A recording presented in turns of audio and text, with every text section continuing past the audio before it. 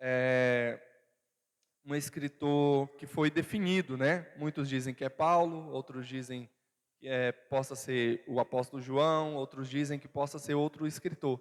Mas essa carta ela não é definida, mas ela foi destinada à igreja de Jerusalém, aos judeus que se converteram ao evangelho. E por isso o nome da carta aos Hebreus. Amém? Todos encontraram, digam, eu amo a Bíblia. Glória a Deus. Palavra do Senhor Jesus. Por isso, deixando os rudimentos da doutrina de Cristo, prossigamos até a perfeição, não lançando de novo o fundamento do arrependimento de obras mortas. Diga, arrependimento de obras mortas. E fé em Deus. Diga, fé em Deus. E da doutrina dos batismos. A igreja, por gentileza. E da doutrina dos batismos. Amém, somente até aí. E da imposição das mãos, e da ressurreição dos mortos, e do juízo eterno. Amém? Curva a sua cabeça, por gentileza.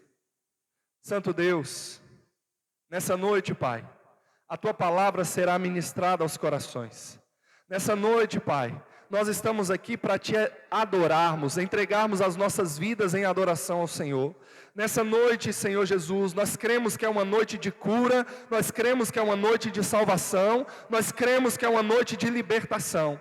Pai, que a nossa mente, o nosso coração possa estar atento à Tua palavra, que as nossas vidas venham ser, meu Pai, convencidas nessa noite pelo Teu Santo Espírito que habita em nós. O Senhor tem liberdade neste lugar, aqui não é outro lugar senão a casa do Senhor, que possamos entender a Tua palavra, que possamos colocar em prática a Tua palavra, e que possamos, Senhor, proclamar o Teu santo Evangelho aos quatro cantos da terra. Receba toda a honra, receba toda a glória, receba toda a adoração, em nome de Jesus. Por gentileza, podeis assentar, glorificando e exaltando o nome santo do Senhor, porque Ele se faz presente aqui nessa noite. Amém, queridos?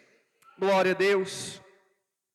Glória a Deus. Queridos, nós estamos em uma série de ministrações, né? Eu estou trabalhando, nós temos trabalhado com a igreja essa série de ministrações. Semana passada a missionária Patrícia estava ministrando aqui, né, culto de jovens, foi uma bênção, e nós quebramos essa sequência, né?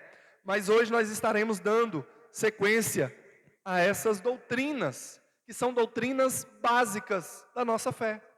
Olha só, conhecimentos básicos, são doutrinas, são orientações bíblicas, para que nós possamos viver uma vida de verdadeiro servo e serva do Senhor. Amém? Então nós entramos nessas doutrinas, porque o escritor aos Hebreus, ele vai escrever, e no capítulo 1, ele vai dizer para nós deixar esses rudimentos, né? Deixar os rudimentos da doutrina de Cristo e prossigamos até a perfeição. Então, para nós prosseguirmos a perfeição da nossa fidelidade e do nosso entendimento e compreensão da palavra de Deus, nós precisamos estruturar a nossa base, estruturar a nossa vida. Eu e você somos um edifício que estamos sendo construídos por Deus. Amém? Eu e você somos um edifício que estamos sendo construídos por Deus. E para nós construirmos o edifício, primeiramente nós temos que colocar o alicerce, a base, a estrutura para poder subir esse edifício. Para crescermos, como a palavra de Deus diz, crescermos na graça e crescermos no conhecimento de Deus. Então, queridos, nós devemos entender qual é a base da nossa fé. Em que está fundamentado a nossa fé. A palavra de Deus fala, Jesus vai convidar as pessoas a colocar a sua vida sobre a rocha. Quem é a rocha? Jesus Cristo. Ele fala sobre o homem prudente e o imprudente. O homem prudente edificou a sua casa sobre a rocha. E edificar a casa sobre a rocha, meu irmão, ele teve que cavar, ele teve que ir em profundidades, ele teve que chegar ao ponto de achar a rocha. E eu e você não é diferente. Nós devemos procurarmos, ser sedentos, cavarmos, irmos em direção a Cristo, para que nós possamos fundamentar a nossa fé, a nossa confiança em Deus. Porque a palavra diz que esse homem que faz assim, que procura cavar, que procura as profundidades de Deus, que procura se estruturar em Deus, esse é um homem e uma mulher prudente. Só que o imprudente é aquele que edificou a sua casa sobre areia, sem fundamento, sem estrutura. E esse veio, né? E veio a chuva, veio o temporal, e aquela casa não ficou de pé. Por isso a importância de nós entendermos o que Jesus nos orienta, o que a palavra de Deus nos orienta, para que nós possamos viver uma vida de glória em glória e de vitória em vitória em Cristo Jesus. Porque a vontade de Deus é que os filhos de Deus vivam todos os planos, todos os propósitos e todos os projetos eternos de Deus para as nossas vidas. Você pode falar para o seu irmão: você não é obra do acaso. Você não veio a este mundo por acaso. Jesus te escolheu. Jesus te chamou. Jesus tem uma história linda e maravilhosa para a tua vida. Porque o fim de todo homem é glorificar a Deus. Eu nasci com um propósito: glorificar a Deus através da minha vida, através das minhas ações, através das minhas amizades, através dos meus relacionamentos. Tudo que eu faço é para a glória de Deus. Tudo que você faz, você está glorificando a Deus. Quer comais, quer bebais, quer façais qualquer coisa, fazei tudo para a glória de Deus. Porque o servo de Deus entende que nós vivemos para adorar o nosso Pai. Aqui é a reunião, a celebração. Aqui é o culto solene ao nosso Deus. Que nós nos reunimos como irmãos, como membros dentro do corpo para adorar o nosso Pai. Mas queridos, amanhã, quando você abrir os seus olhos pela manhã, o teu culto começa na tua vida. O teu culto começa nos teus relacionamentos, o teu culto começa no teu trabalho, o teu culto começa na tua faculdade, na sua escola, porque a nossa vida é um culto a Deus. Amém? Nós o adoramos, nós o exaltamos e nós devemos fazer assim.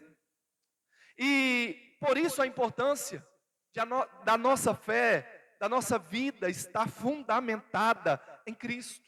A importância de estarmos estruturados na rocha verdadeira, na videira verdadeira. Porque a árvore, meu irmão, se ela não estiver fortalecida, ela cai. Se ela não estiver plantada em uma terra boa, ela não tem estrutura, não tem nutrientes, e vem o vento e derruba. Mas nós estamos na videira verdadeira, naquele que nos sustenta, naquele que nos fortalece, naquele que nos ajuda. Por isso nós estamos edificados em Jesus Cristo.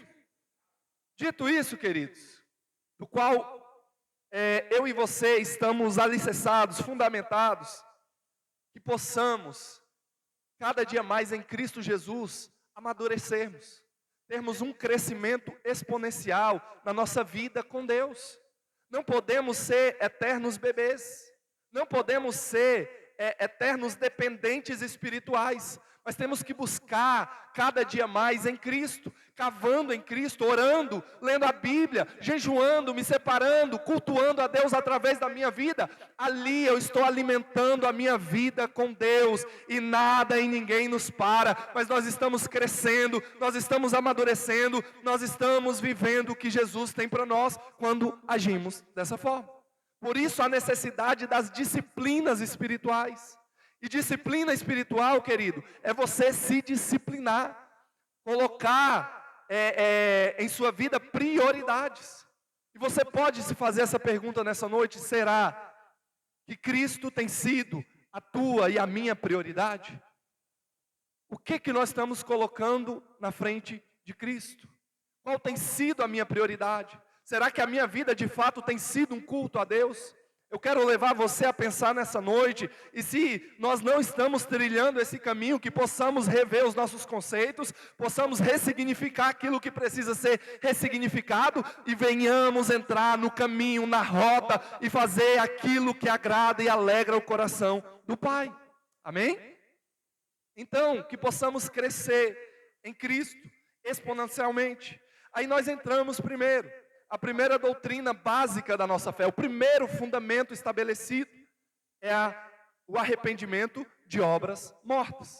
Eu pedi à igreja para repetir, porque nós já tratamos sobre esse arrependimento de obras mortas. Porque o evangelho, ele consiste em mudança de vida. O evangelho é transformação. Meu irmão, antigamente nós vivíamos segundo o desejo do mundo. Nós vivíamos servindo ao mundo. Nós amávamos a balada, nós amávamos a bebedeira, nós amávamos falar mal das outras pessoas, nós amávamos a mentira, nós amávamos a fofoca, nós amávamos fazer tudo que o mundo faz. Porque nós éramos escravos do mundo. Mas a palavra de Deus diz que o evangelho, quando ele é pregado, que a fé vem pelo ouvir, e o ouvir a palavra de Deus. O evangelho foi ministrado a mim e a você. O evangelho chegou aos nossos corações. Se nós formos olhar para a palavra de Deus, grandes homens de Deus deram as suas vidas em prol do evangelho. Os discípulos foram mortos levando o evangelho. Alguns mortos de cabeça para baixo, crucificados. Outros guilhotinados. Outros morreram de forma trágica, sendo torturados. Todo tipo de tortura aqui que nós apontamos. Mas eles levaram a mensagem do evangelho. O evangelho chegou, incendiou a Ásia, incendiou Roma. E aquele lugar ali, o evangelho foi expandindo e crescendo. E passando gerações. Vieram homens que, quando a igreja se perdeu, homens que protestaram. Por isso que eu e você somos chamados de protestantes também. E esses homens não se curvaram ao pecado, não se curvaram à idolatria, não se curvaram aos desvios da igreja, mas eles foram fiéis a Deus. E por isso eu e você estamos aqui hoje, porque alguém saiu lá da Europa, veio para a América e pregou o evangelho, e esse evangelho chegou em mim, chegou em você, e hoje nós somos salvos por meio do evangelho, porque o evangelho é poder de Deus para a salvação de todo aquele que nele crê. O evangelho é poder de Deus, querido. O evangelho transforma o homem. O evangelho muda a vida, muda a história. E nós ouvimos falar de Jesus, mas nós éramos escravos do pecado. Só que quando esse evangelho chegou, Jesus morreu por mim e por você na cruz do Calvário. Você e eu éramos pecadores, merecedores da perdição eterna, merecedores do sofrimento eterno, mas Jesus, com graça, com amor, com misericórdia, Ele diz na cruz, tetelestai, está consumado, agora o preço foi pago, a dívida foi paga, agora todo aquele que nele crê, não perece, mas tem a vida eterna. Se você crê em Jesus, se você aceitou Jesus, hoje eu e você temos a garantia da salvação, da vida eterna. Amém, igreja? Glória a Deus. Então, nós nos arrependemos de sermos escravos do mundo, das práticas que nós praticávamos, da vida profana, promíscua que vivíamos, e nos voltamos a Deus. E agora a palavra de Deus vai dizer que nós somos servos de Deus, mas também que nós somos amigos de Deus, e também vai nos dizer que nós somos filhos de Deus. Primeiro o servo, ele serve. O servo, ele está disposto a fazer aquilo que o seu Senhor faz, que o seu Senhor ordena. Por isso que a palavra de Deus, ela é a bússola, é a orientação para que eu e você possamos seguir, porque nós somos servos de Deus e servimos a vontade do nosso Senhor e fazemos a vontade do nosso Pai. Por isso nós estamos aqui para o servi-lo, para o adorá-lo, para bem dizer e engrandecer o nome santo dEle. Só que essas palavras não podem ser palavras jogadas de boca para fora. Porque muitos dizem, eu sou servo do Senhor, mas a sua vida não condiz com o que Ele está falando. Eu sou servo do Senhor, mas Ele não entregou o coração para servir. Eu sou servo do Senhor, mas primeiro eu tenho que conquistar os meus sonhos, os meus objetivos, as minhas prioridades. Mas eu sou servo do Senhor. Mas você está servindo dois senhores. E a palavra de Deus diz para não servirmos a dois senhores. Não tem como. Porque quando fazemos isso, nós já estamos servindo o mundo. Mas Jesus nos chama também como amigos. E amigo, meu irmão, é aquele que o Pai conta segredos. É aquele que o Pai se relaciona. É aquele que o Pai tem prazer de estar com ele. É aquele que nós podemos chegar diante dele e falar tudo o que está dentro do nosso coração, porque nós confiamos. Amigos são pessoas do qual nós abrimos os nossos corações. Nós falamos do nosso trabalho, nós falamos da nossa casa, nós trazemos para o íntimo do nosso lar, porque são pessoas amigas. E a palavra de Deus diz que agora nós não somos mais inimigos de Deus, mas nós somos amigos, nós temos paz com Deus, nós podemos entrar diante dele e falar: Senhor, tem misericórdia de mim, Senhor, abençoa a minha casa, Senhor, me ajuda, Senhor, me socorre, Senhor, eu preciso do Senhor todos os dias da minha vida, porque você tem um amigo. E Ele está com você em todo momento, meu irmão. Ele não te abandona, Ele não é aqueles amigos infiéis, não é aquele amigo que fala mal de você pelas costas. Ele cuida de você nos mínimos detalhes. Ele está com você. Mas Ele também nos diz que nós somos filhos. E você sendo filho de Deus, meu irmão, quando você se arrependeu, agora você tem direito à herança. Você sendo filho de Deus, agora você tem o acesso à casa do Pai. Agora você sendo filho de Deus, agora você tem novas vestes, você tem anel, você tem um Pai que cuida de você em todos os momentos da sua vida. E eu amo, querido, eu amo quando os discípulos chegam diante de Jesus, pastor Lúcio, e falam para Jesus: Jesus, nos ensina a orar. Nós não sabemos orar, nos ensina. E Jesus vai ensinar e fala para eles: vocês quando forem orar, orem assim: Pai nosso. Meu irmão, isso é muito forte. Você tem um Pai que cuida de você. Você tem um Pai, e esse Pai, meu irmão, te ama. Esse Pai, a palavra de Deus diz que Ele cuida de nós como a menina dos seus olhos. É como ninguém pode tocar, ninguém pode fazer mal, porque está tocando nos olhos de Deus, e você é guardado por esse Pai que te ama, que te salvou, que te regenerou. Porque você era escravo do pecado, mas hoje você é servo, filho, amigo de Deus, amém? Glória a Deus. Mas isso precisou passar por arrependimento, porque o Evangelho consiste em arrependei-vos. A mensagem da palavra de Deus é arrependei-vos. Meu irmão, eu me arrependo de não ter sido fiel a Deus em todos os momentos da minha vida.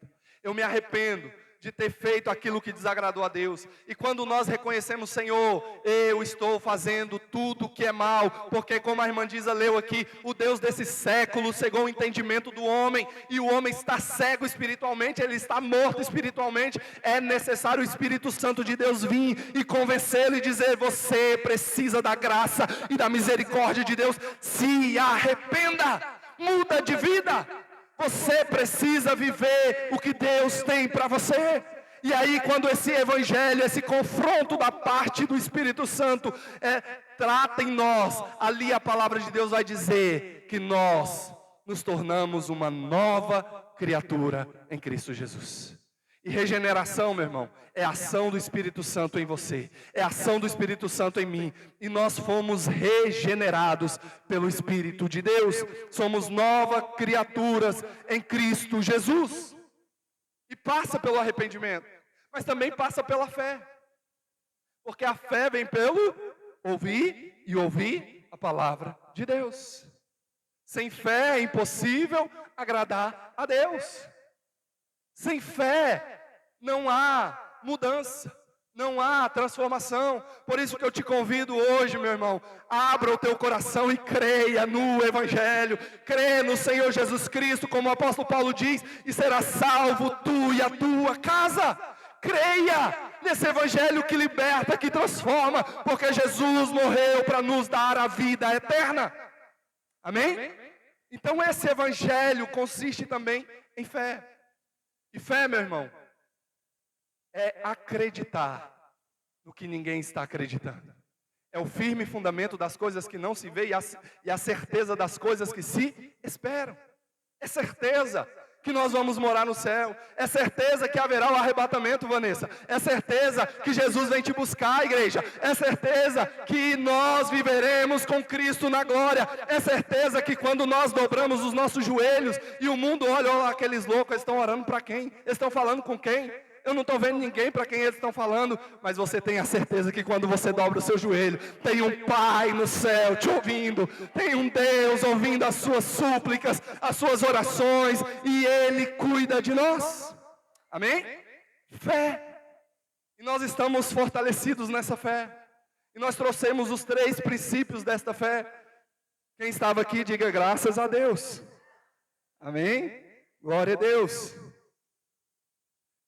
Então, queridos, hoje eu quero entrar com a igreja nesse princípio básico chamado batismo. Chamado batismo. Quando nós olhamos para a palavra de Deus, nós vemos que batismo, ele é algo que todo cristão precisa passar. Porque o batismo é o ato da regeneração. O batismo é o ato do nascer de novo. O batismo é o ato de ser nova criatura. O batismo é o ato de mostrar ao mundo dizendo: ei, agora eu não sou mais escravo do mundo. Agora eu fui liberto. Agora eu sou filho. Agora tem um Deus que me salvou, que me libertou. E eu não sou mais escravos. Porque se o Filho vos libertar, verdadeiramente sereis livre. Você é livre, meu irmão. Hoje nós temos a liberdade em Cristo Jesus, só que o mundo diz: que liberdade é essa que não pode beber? Que liberdade é essa que não pode ir para as baladas? Que liberdade é essa que não pode suprir os desejos da sua carne? Que liberdade é essa que não pode ter relacionamento de mulher com mulher e homem com homem? Que liberdade é essa que não pode ter vários relacionamentos, né? Que liberdade é essa? Só que essa liberdade, meu irmão, é uma liberdade que o mundo não entende, porque nós fomos libertos do poder do pecado. Hoje o pecado não nos domina mais, hoje os prazeres não nos dominam mais. Eles podem nos tentar, mas nós dizemos: Senhor, o Senhor é quem pode na minha vida. O Senhor tem poder para me salvar, o Senhor tem poder para me libertar, o Senhor tem poder para não deixar eu cair novamente, e Ele cuida de você, meu irmão. Ele cuida. Se você tem caído, clame a Ele dizendo: Senhor, tem misericórdia de mim. Mas hoje eu e você somos filhos de Deus. Olha o hino que nós louvamos: eu não sou mais escravo do medo. Hoje eu sou filho de Deus. Meu irmão, filho de Deus não é criatura de Deus. O mundo acha que é filho de Deus. Mas filho é aquele que foi comprado no sangue de Jesus. Filho é aquele que nasceu de novo. Filho é aquele que está em Cristo Jesus. E você não é mais escravo deste mundo, mas você nasceu em Jesus Cristo. E batismo significa mergulhar, imergir, para dentro de, né, é o significado da palavra batismo. Só que quando nós olhamos para o Antigo Testamento, nós vamos ver que Deus, Ele cria Adão, Ele cria o homem, a imagem e a semelhança de Deus. E o homem peca, o homem erra, o homem faz aquilo que não era para fazer, desobedece a Deus. Deus falou para Adão: Adão, tudo é permitido no jardim, Adão. Adão, você tem um pai, e o teu pai está te dando de melhor. Tudo é permitido no jardim, Adão. Coma de tudo no jardim. A orientação, o primeiro mandamento de Deus ao homem. Meu irmão, presta bem atenção nisso, querido. O primeiro mandamento de Deus a mim, a você, a Adão, que simboliza o nosso pai, a humanidade, foi: faça tudo que você quiser. Faça tudo nesse jardim. Aproveite de tudo. A orientação de Deus aqui no jardim é: Adão, tudo te é permitido. Adão, Seja pleno na sua vida. Adão, viva bem, Adão. Você pode comer de tudo, não há restrição, Adão. O primeiro mandamento de Deus é, meu irmão, o fruto, ele é permitido. Os frutos são permitidos. Mas porém, Adão, aí a segunda orientação de Deus. Tem um fruto lá no jardim, que desse você não irá comer. Mas os demais, Adão, está tudo liberado. Só existe um que você não pode comer. Só que nós, queridos, deixamos de comer o fruto permitido, que é a palavra de Deus, quer viver a plenitude da palavra de Deus, quer viver o que Deus tem para nós, viver o melhor de Deus. Nós deixamos de comer o permitido para comer o proibido.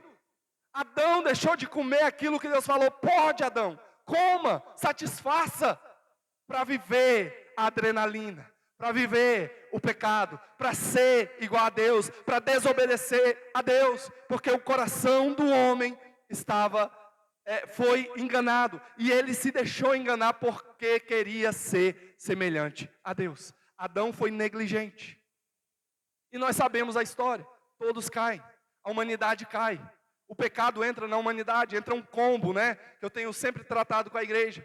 Paulo vai tratar disso em Romanos, falando que agora entra o pecado e a morte. O pecado e a morte entram na humanidade.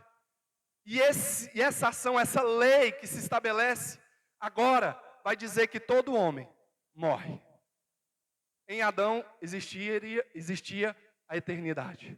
Mas agora, pelo pecado, o homem morre. É a lei do pecado e da morte. Todos depois de Adão morreram. Todos até Jesus morreram. Depois de Jesus, pastor, todos morreram. Eu e você vamos morrer. Lei do pecado e da morte. Mas Jesus, eu não sei se você entende isso, mas nessa noite você vai entender. Diga glória a Deus.